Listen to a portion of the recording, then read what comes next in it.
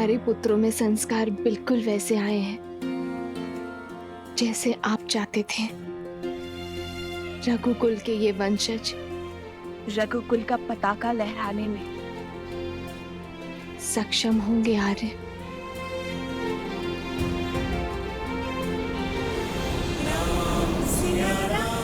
सिया राम जय जय राम, राम सिया राम। मुझे इस धर्म संकट से निकालो सीते। सिया राम।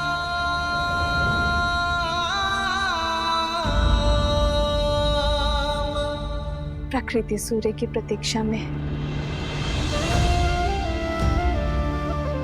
वो एक किरण जो अपने प्रकाश से उन्हें जीवन देती है, सोए हुए मन में ऊर्जा भरती है।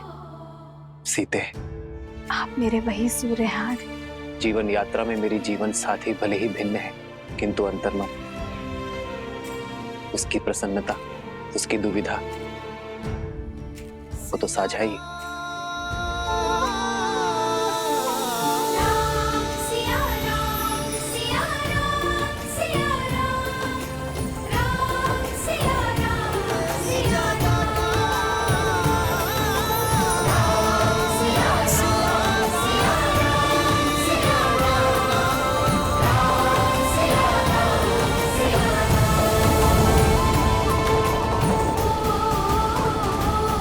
कैसे कैसे भूल गया मैं सीते कि अंतर हमारी देह में है, किंतु हमारा मन तो साथ ही है।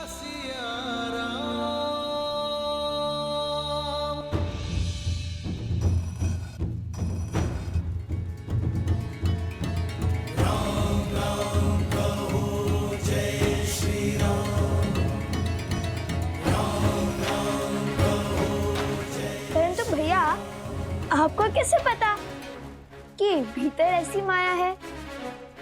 जब मार्ग में कोई रोकने वाला ना हो तो समझ जाना चाहिए कि कोई आपको वही लाना चाहते हैं। गुफा के प्रवेश द्वार पर न कोई सैनिक या फिर कोई सुरक्षा न देखकर मुझे कुछ अनिष्ट प्रतीत हुआ।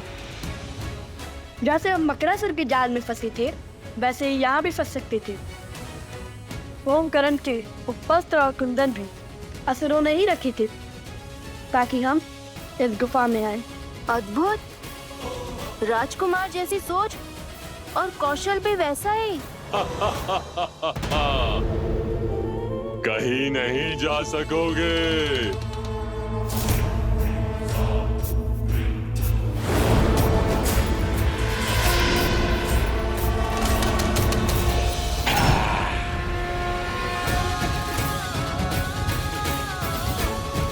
राम नाम के समक्ष कोई असुर शक्ति टिक नहीं सकती।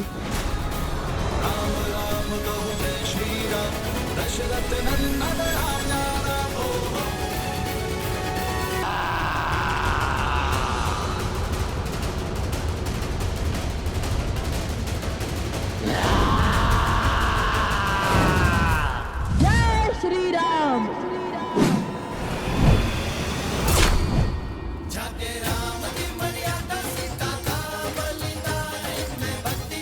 अद्भुत भैया।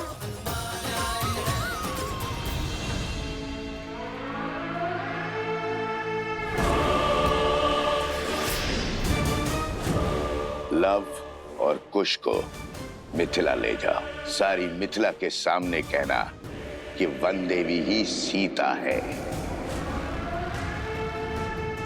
क्या हुआ? तुम्हें कुछ कहना है?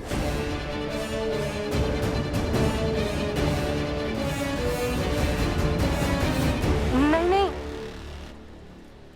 तब चलो शीघ्र, अत्यंत भूख लगी है। चलो।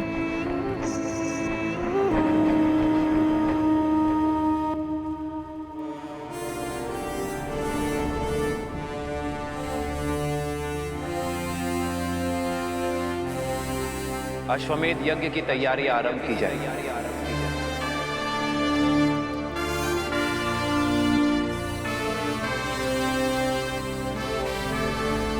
मैं अपनी पत्नी के साथ ही यज्ञ में बैठूंगा।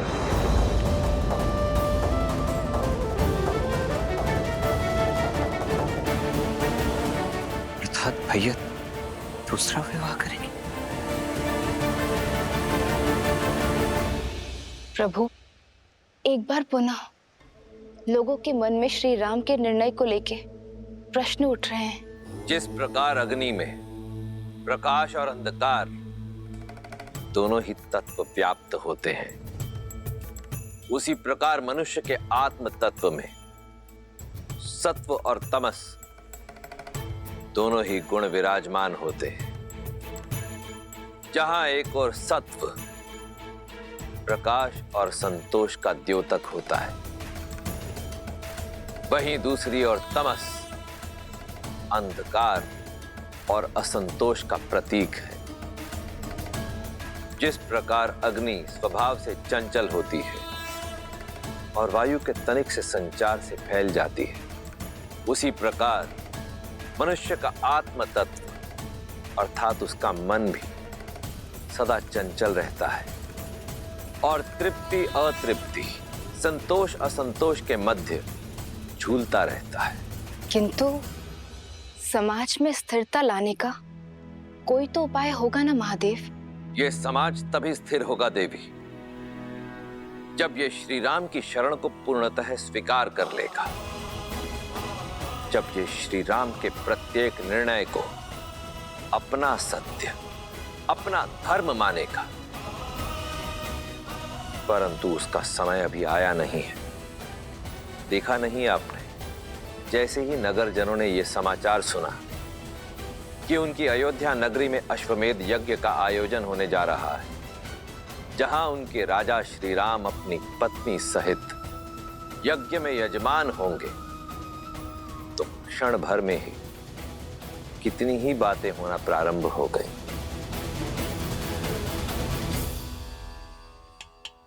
क्या कह रहे हो? जैसे इस मटके की टंकार कहती है कि ये खरा है, वैसे ही मेरी बात भी 100% सत्य है। महाराज राम ने भरी सभा में घोषित किया है वो यज्ञ में अपनी पत्नी के साथ बैठेंगे। आप सही कह रहे हैं। लगता है राजकुमारों ने महाराज को दूसरी विवाह के लिए मना लिया है। वैसे उचित ही हुआ है। समाज में ना पत्नी के बिना घर पूरा होता है, ना महारानी के बिना राज्य। उचित ही कह रहे हो। ये लो बंधु।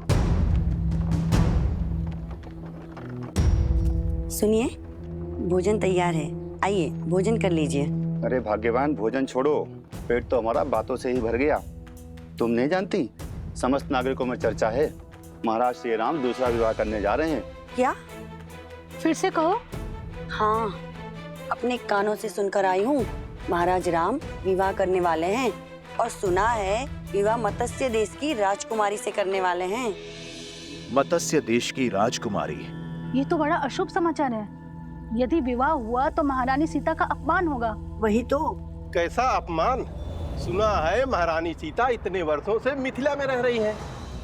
और तो और अश्वमेध यज्ञ का निमंत्रण देने के लिए महाराज स्वयं मिथिला जा रहे हैं। मुझे तो लगता है महारानी का त्याग और वनवास दोनों मिथ्या है, मिथ्या। प्रजा को भ्रमित किया जा रहा है।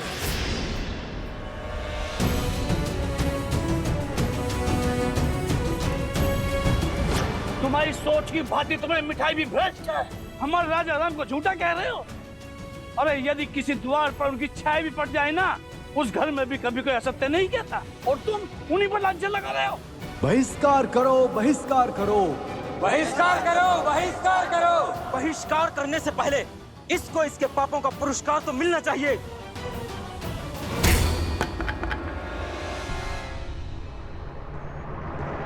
जय महावीर हनुमान, जय जय पवन पुत्र हनुमान।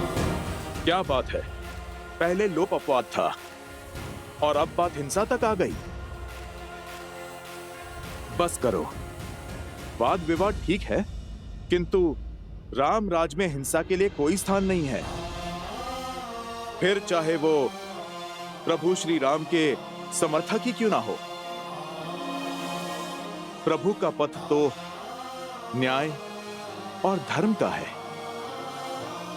तो ये कारण है संकट मोचन हनुमान के मुख पर संकट के भाव का। प्रभु, मैं जानता हूं कि आपने मुझे वेश बदलकर प्रजा के बीच इसलिए भेजा ताकि समाज में हो रही हर एक बात बिना किसी आवरण के आप तक पहुंचे प्रभु। परंतु प्रभु, किंतु तुम ये काज पुनः नहीं करना चाहते।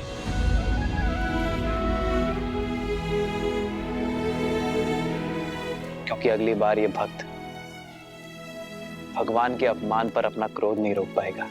प्राण ले लीजिए प्रभु, किंतु आपके प्रति अभद्र शब्द सुनने का दंड मत दीजिए। प्रभु, मैं तो जानता हूं आपका निर्णय अंत में समाज को ज्ञान और सुख का प्रकाश देगा, माता सीता का सम्मान बढ़ाएगा। किंतु ये सब क्यों प्रभु? क्यों ये प्रजा ये नहीं समझ रही है? क्योंकि लोक अपवाद अभी कुछ समय के लिए ठहरा है हनुमान, पूरी भांति समाप्त नहीं हुआ है। संदेह था मुझे कि ये राक्षसी शक्तियां अश्वमेध यज्ञ के मेरे घोषणा के पश्चात पुनः प्रभावशाली होंगी। किसी अच्छे गुण को संजोने में, उसे बनाने में जीवन निकल जाता है हनुमान, किंतु उसे बिगाड़ने के लिए एक क्षण भी बहुत है। राक्षसी वृत्ति के विरुद्ध हमारा ये युद्ध बहुत लंबा है, कई चरण है उसके।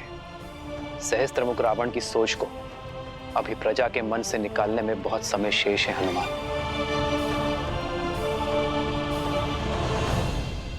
बहुत शुभ समाचार लाए हो भानासुर। अश्वमेध यज्ञ में राम का अपनी पत्नी के साथ बैठने की सूचना का उपयोग हम उसके विरुद्ध करेंगे। लोक अपवाद की जो अग्नि बुझ गई थी उसे फिर भड़काएंगे। तुम जो कर रहे हो करते रहो। जी महाराज। और मैं पूरी अयोध्या को यह विश्वास दिलाऊंगा कि उनके नर रूपी नारायण राजा राम केवल एक धूर्त राजनेता है। सीताराम। और सब तुम्हारी भांति पवित्र और निस्वार्थ तो नहीं होते ना हनुमान, जिन पर विकारों का प्रभाव ना हो। मानव मन अति चंचल होता है हनुमान। जिस प्रकार गर्भ में सोए अबोध शिशु की लात माता आनंद से सह लेती है, उसी प्रकार प्रजा की भूल होने पर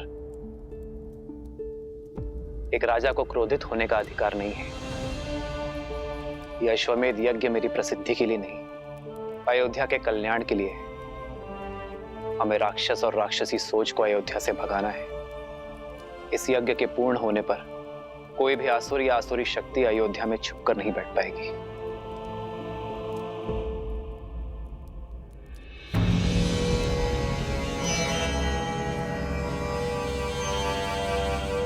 प्रणाम संत श्री। अरे बाबा आ गए। साधु बाबा की, साधु बाबा की।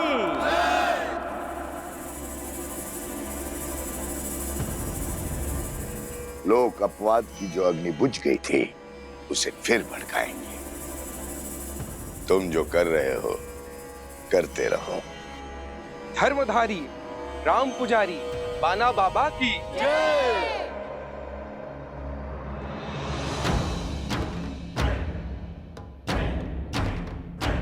मैं अपने तपोबल से यह समझ चुका हूं, महाराज राम जिस मर्यादा, जिस धर्म की बात करते हैं वही सत्य है।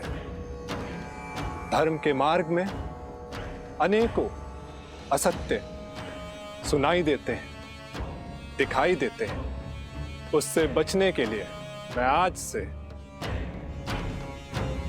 ये पट्टी बांधकर हर मार्ग से निकलूंगा। राम राज्य का हित श्री राम की बताई हुई बातों में है। हम सब श्री राम की पूजा करते हैं क्योंकि उन्होंने धर्म के लिए अपनी पत्नी तक का त्याग कर दिया।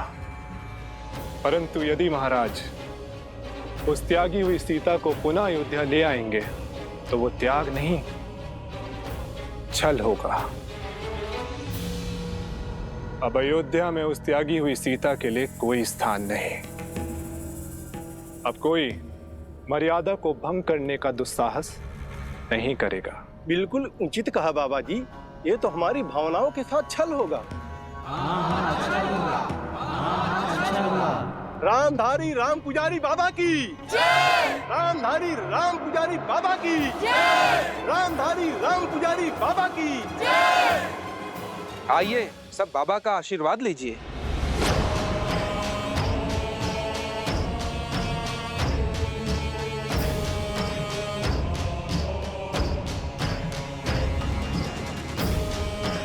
जय हो बाबा की।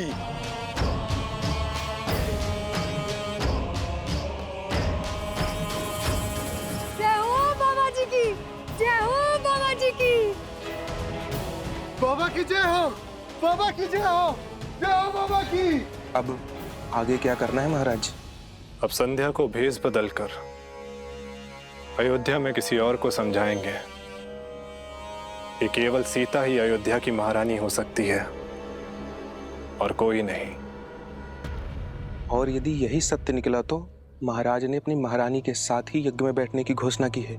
सत्य कहा, परंतु एक सत्य ये भी है कि त्यागी हुई स्त्री कभी महारानी नहीं बन सकती है। और जब दो सत्य टकराएंगे तब होगा महासंग्राम। महासंग्राम करते देखा है मैंने आपको, कभी शारीरिक तो कभी मानसिक। इतना सब कुछ सहकर भी इतने शांत कैसे रह लेते हैं आप प्रभु?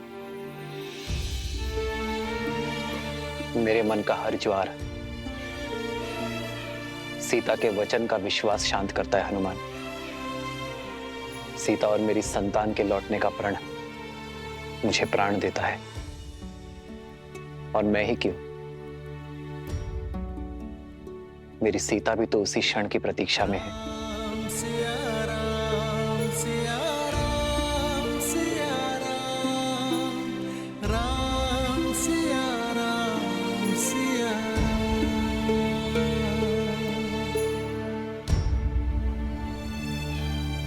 चिंता ना करें वन देवी, लव कुश आते ही होंगे। जानती हूँ, किंतु दिन ढलने के साथ साथ मन व्याकुल हो रहा है। लव कुश आ गए, लव कुश आ गए, लव कुश आ गए, लव कुश आ गए, लव कुश आ गए।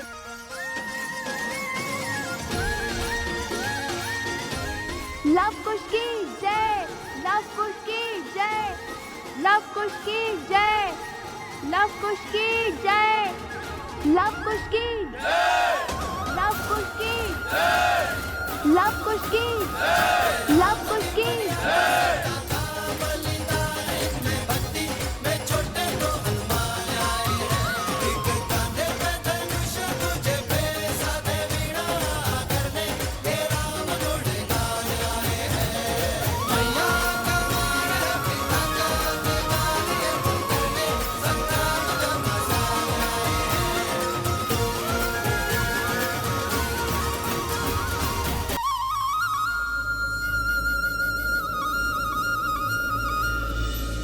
श्री राम की अर्धांगिनी सीता है वो, सीता। तुम ठीक तो हो ना सोमकरण?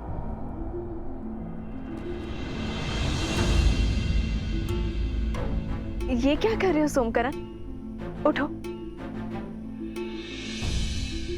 ऐसे प्रणाम केवल गुरुजनों को किया जाता है। मैं वो आपको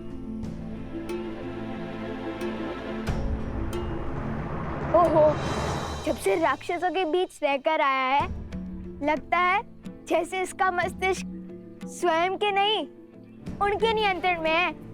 देखिए कैसे विचित्र व्यवहार कर रहा है, कुछ बोल ही नहीं रहा। इतना ही नहीं माता, वन में फल तोड़ने से लेकर हमें खिलाने तक सब इसी ने किया। हमें तनिक भी कष्ट नहीं होने दिया, और हमारे खाने के बाद जो फल बचते थे उन फलों को ये खाता था, और खेल कूद में भी जानबूझकर हार जाता था। किंतु मुझे कोई कष्ट नहीं। वो यहाँ पे भी करना सोमकर। कुश, बुरी बात। मित्रों में समानता होनी चाहिए। तुम दोनों ने उसके प्राण बचाए, कदाचित इसलिए इसका मन अनुग्रह से भर गया है। उचित कहा देवी। किसी महान राज्यों के महान राजकुमारों के भांति आपके पुत्रों ने मेरी रक्षा की ना, इसीलिए मैं आपको सम्मान देने आया हूँ। राजकुमार लव, राजकुमार कुश। हो बस करो ये सम्मान करना, अन्यथा अगली बार सहायता नहीं करेंगे तुम्हारी। वैसे छवि और साहस तो राजकुमारों सा ही है, हमारी लवकुश का। महाराज जनक ने भी तो यही कहा था ना कि इन दोनों को देखकर उन्हें अयोध्या के राजकुमारों का स्मरण हो आया था।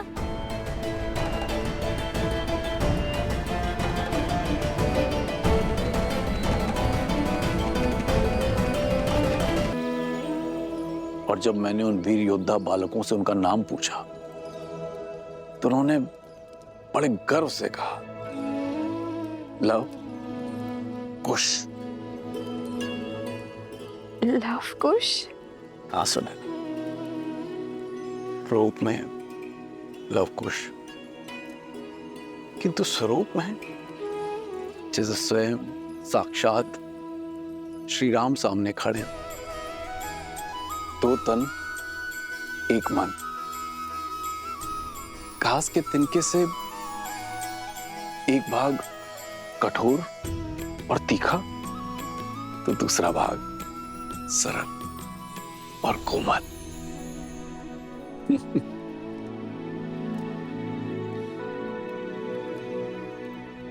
जानता हूं इस कथा को सुनकर तुम अत्यंत व्याकुल हो रही है, किंतु बताना भी आवश्यक है, क्योंकि उन वीर बालकों को देखकर मुझे अयोध्या के राजकुमारों का स्मरण आया। और मुख, क्या उनके मुख पर आपको सीता के मुख की आभा नहीं दिखी? और उसके माथे की रेखाएं भी नहीं दिखी आपको? मैं उनकी माता से मिला, किंतु सीता नहीं थी। और छवि, क्या आपको उनमें सीता की छवि भी नहीं दिखाई दी? 40 वर्षों से मैंने अपनी पुत्री सीता का मुख भी नहीं देखा। अब तो उसकी स्मृति भी विस्मृत होने लगी है। आप विश्राम कीजिए, आप अस्वस्थ क्या कर रही हैं आप? आप ले चलिए मुझे, मैं क्षण भर में अपनी सीता को पहचान लूंगी। आप ले चलिए मुझे, ले चलिए। तो क्या सीता का पिता इतना अभागा है कि उसकी पुत्री सीता सामने होती है और वो पहचान भी नहीं पाता? मैं वन देवी से मिला हूं। आप कहीं नहीं जाएंगे, आप विश्राम कीजिए, आप अस्वस्थ हैं। अस्वस्थ हूँ? जब से मेरी पुत्री चली गई है, मैं क्षण भर में उसे पहचान लेती। आप उन ऋषि कुमारों को खोजने के लिए 8 दिशाओं में अपने सैनिकों को भेज दीजिए। मैं उन्हें देखते ही उनके अस्तित्व का पता कर लूंगी। आप कुछ कीजिए ना।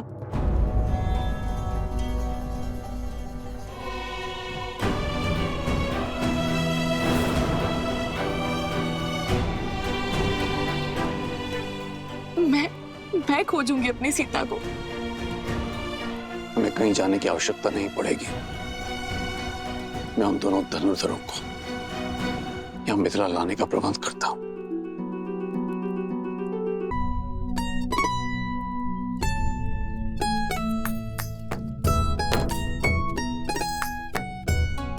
लव भैया, अभी तो स्वच्छ किया था, विशेष तुनीर को लेकर क्यों बैठ गए? क्योंकि हमें इस तुनीर को ससम्मान मिथिला के महाराज जनक को लौटाना है। आओ, तुम भी हाथ बटाओ। जब लौटाने जाएंगे तब साफ भी कर लेंगे ना।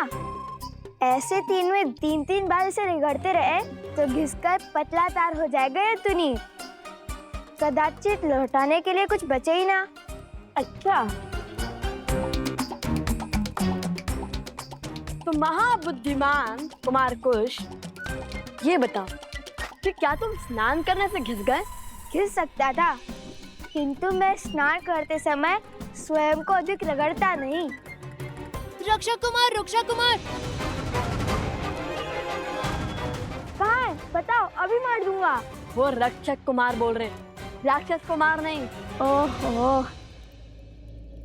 ध्यान से सुनो, अगली बार यदि तुमने मुझे राजकुमार या फिर रक्षक कुमार या फिर कुछ भी ऐसा कहा, तो मैं गुरुदेव को कहूंगा कि तुम्हें बुद्धि के लिए कोई औषधि दे। क्षमा रक्षक, भूल हो गई। मैं तो एक समाचार देने आया था। अभी अभी कुछ मिथिला के ऋषि आश्रम में आए थे। उन्होंने बताया कि मिथिला में धनुर्विद्या की बहुत बड़ी प्रतियोगिता होने वाली है। मैंने गुरुदेव से कहा कि तुम दोनों जैसे धनुर्धर तो 20 गांव में भी नहीं मिलेंगे। फिर गुरुदेव ने बताया कि तुम दोनों अवश्य उस प्रतियोगिता में भाग लेने जाओगे।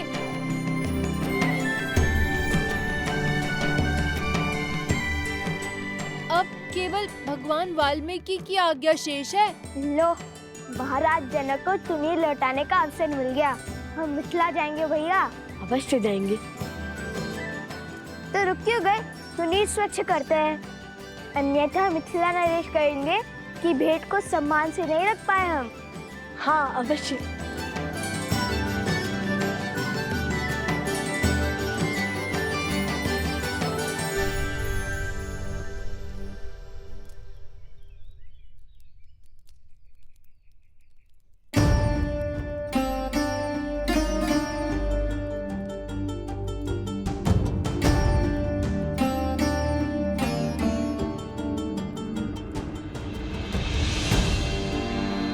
प्रणाम ऋषिवर। कल्याण हो।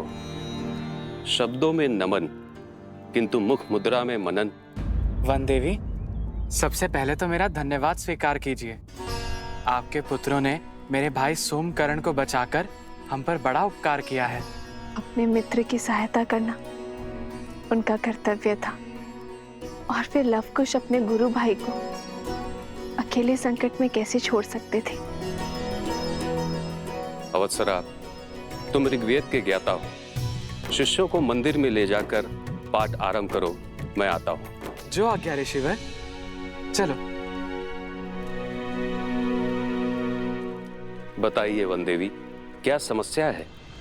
ऋषिवर, भगवान वाल्मीकि ने मेरे पुत्र को मिथिला जाने का आदेश दिया है। जानता हूँ। तो ऋषिवर, आप ये नहीं जानते कि मेरी माता उन्हें देखते ही पहचान लेगी। जितना मैं उनको जानती हूँ, उससे अधिक वो मुझे पहचानती है। वो मेरे पुत्रों में मेरी छवि अवश्य देख लेंगी। भेद खुलने का भय स्वाभाविक है वन देवी, किंतु आपको जो उचित लगे आप वो कीजिए। शेष सब नीति का निर्णय। जब बीज के अंकुरित होने का समय आता है तो उसे भूमि से बाहर आने से कोई रोक नहीं सकता। ठीक उसी बीज की भांति होते हैं वो गुण जो लवकुश के रक्त में है। शौर्य, विद्या, कुलीनता और धर्म, जो न मिटाने से मिटते हैं और न छुपाने से छुपते हैं। लवकुश को मिथिला जाने दें।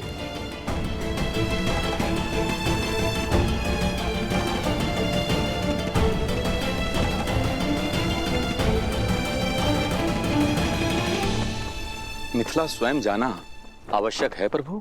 केवल निमंत्रण ही तो है, कोई भी जा सकता है। नहीं आर्यसुमन, मिथिला जाने का कारण केवल निमंत्रण नहीं है। मिथिला मेरी प्रतीक्षा कर रही है। सीता के साथ जो हुआ उस पर मिथिला ने कोई आपत्ति नहीं की। यदि अब ये जमाता निमंत्रण देने नहीं पहुंचेगा तो उनका मन विचलित हो सकता है, और फिर मिथिला में मेरी सीता की स्मृतियां बसी हैं। मिथिला की वो गलियां, वो आंगन, वो बाग, वो उपवन, वो सभा मैं पुनः देखना चाहता हूं आर्यसुमंत। जहां मेरी सीता पली बढ़ी, जहां मैं उससे मिला। वर्षों से मैंने मेरी सीता को नहीं देखा है। उनके माता पिता का आशीष लूंगा तो मेरे मन को थोड़ी ठंडक पहुंचेगी। प्रभु, मेरी भी प्रबल इच्छा है वहां पर जाने की। मेरी तो सदा से ही इच्छा थी उस पावन भूमि को देखने की जिसने इस संसार को और मेरे प्रभु श्री राम को माता सीता दी। प्रभु आपके आशीर्वाद से आज ये मेरा स्वप्न भी पूरा हो जाएगा। ये कोलाहल कैसा है? प्रभु मैं देखता हूं।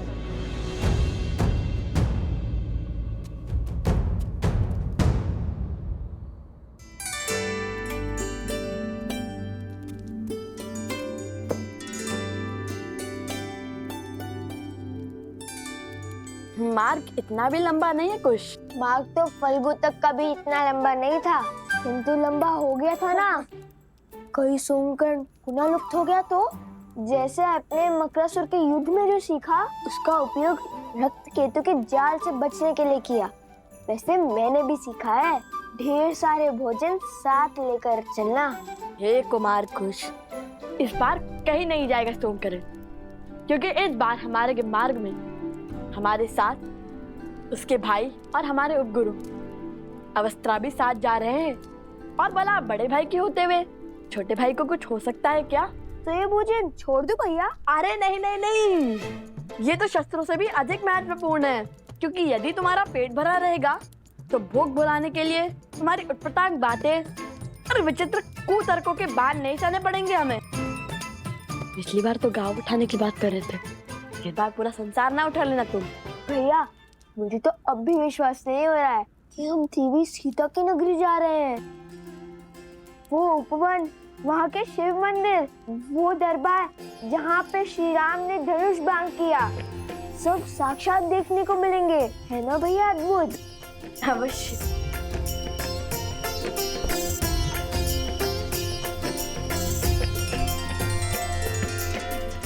जो आपका कार्य है आप वो कीजिए और नीति को अपना कार्य करने दें।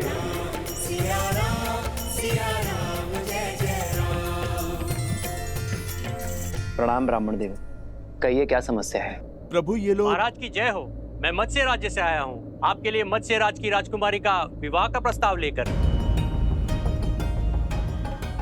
ये देखिए महाराज, उर्वशी और रंभा से भी अधिक सुंदर है हमारी राजकुमारी। महाराज त्रिशानु की ओर से छोटी सी भेंट।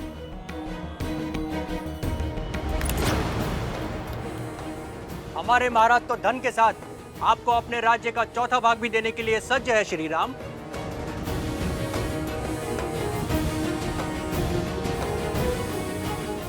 आप सबका प्रस्ताव भले ही उचित हो, किंतु उसे देने का उपकर अनुचित भी है और अनीतिपूर्ण भी। विवाह कोई व्यवसाय नहीं है जिसका आधार केवल संपत्ति का लेन देन हो। ये मेरा आपसे अनुरोध है कि अपनी राजकुमारियों का अपमान ना करें।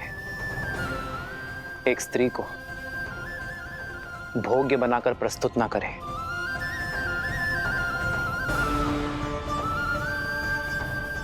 अपना वर चुनने का अधिकार केवल स्त्री का होता है। अपनी राजकुमारियों का स्वयंवर आयोजित कीजिए। यदि मेरी विवाह की इच्छा होगी तो मैं स्वयंवर में भाग लेने अवश्य आऊंगा। धन्य है आप श्री राम, आपके शब्दों ने हमें हमारी भूल का आभास करवाया। आपके आदेश का पालन अवश्य होगा।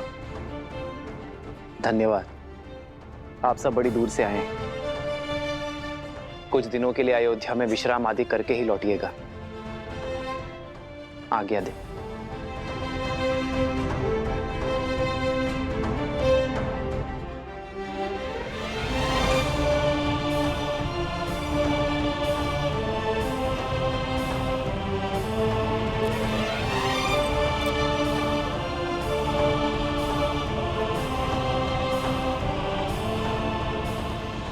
इतना ही नहीं, मिथिला के गौरी मंदिर का उपवन स्वर्ग से भी सुंदर है।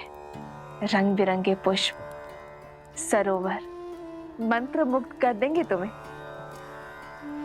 माता, ऐसा लगता है जैसे आप मिथिला और महारानी सीता के दर्शन कर चुकी हैं।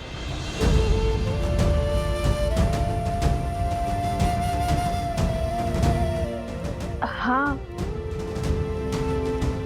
हाँ, बालपन में गई थी मिथिला, कुमारी सीता को भी देखा था। जानते हो, ज्ञान की नगरी कहलाती है मिथिला। जब हम तुनील लौटाने महाराज जनक से मिलेंगे तब हम उन्हें बताएंगे कि हमारी माता महारानी सीता की सखी थे। महारानी सीता की नगरी देखने के लिए रहा नहीं जा रहा मुझसे तो। एक बात स्मरण रहे, तुम दोनों वहां स्पर्धा में भाग लेने के लिए जा रहे हो, तो बाकी प्रतियोगियों से भिन्न नहीं रहना, क्योंकि यदि उन्हें ज्ञात हुआ कि तुम दोनों मिथिला नरेश को जानते हो तो बातें बनेंगी। तुम दोनों जीत तो जाओगे, किंतु अन्य स्पर्धक मिथिला नरेश पर पक्षपात का लांछन लगाएंगे। तो उचित यही होगा इस स्पर्धा के अंत होने तक तुम दोनों उनकी दृष्टि से ओझल रहना। जी माता। किंतु अंत में तो हमें तो उनसे मिलना ही होगा ना।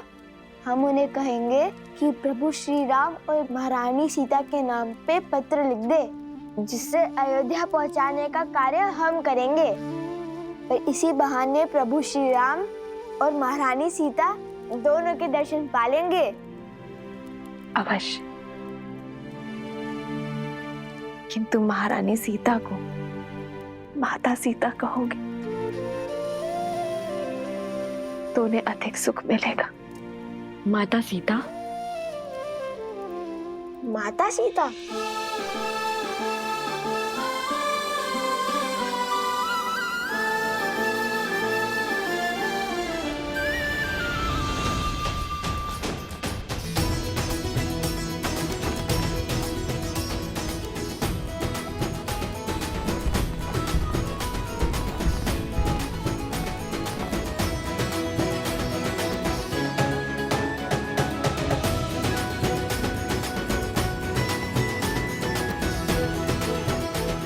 देखिए भैया, कितना भव्य आयोजन लगता है।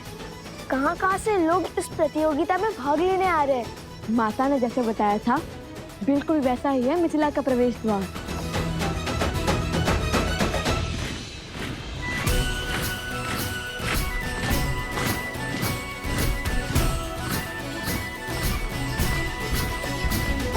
अयोध्या का ध्वज? ये क्या अयोध्या की सेना आ रही है? सेना नहीं, ये महाराज के रक्षक हैं। ये तो अयोध्या की सेना की केवल एक टुकड़ी है। अर्थात? वो देखो, महाराज का रथ, उनका छत्र।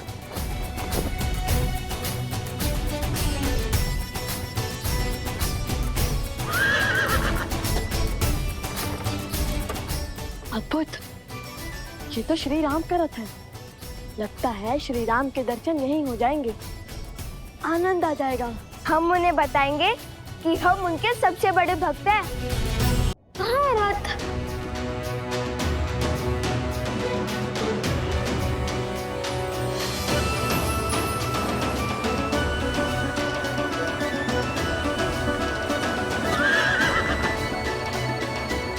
जय श्री राम।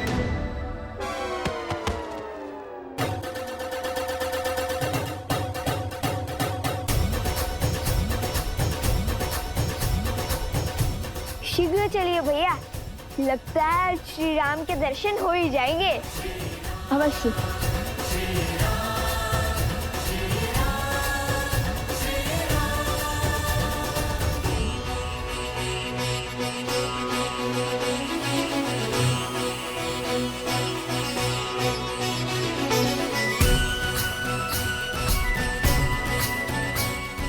राजकुमार सतानंद जी, ये मैं क्या सुन रहा हूं?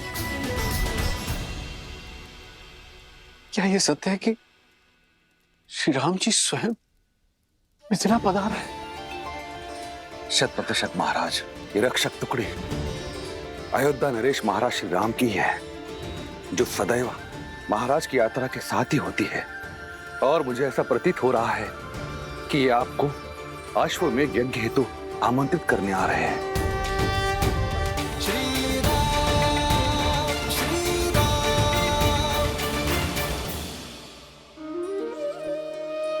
तब तो ये संकेत और समाचार दोनों अत्यंत शुभ हैं। कदाचित आज यहां वो होने जा रहा है जो कभी किसी ने नहीं सोचा होगा। भ्राता कुशाध्वज, अयोध्या नरेश के विशेष स्वागत का प्रबंध किया जाए और कोई ये ना भूले कि वो हमारे जमाता भी हैं। क्षमा महाराज, किंतु मिथिला की राजकुमारी आपकी पुत्री का त्याग करने वाले का कैसा स्वागत सत्कार।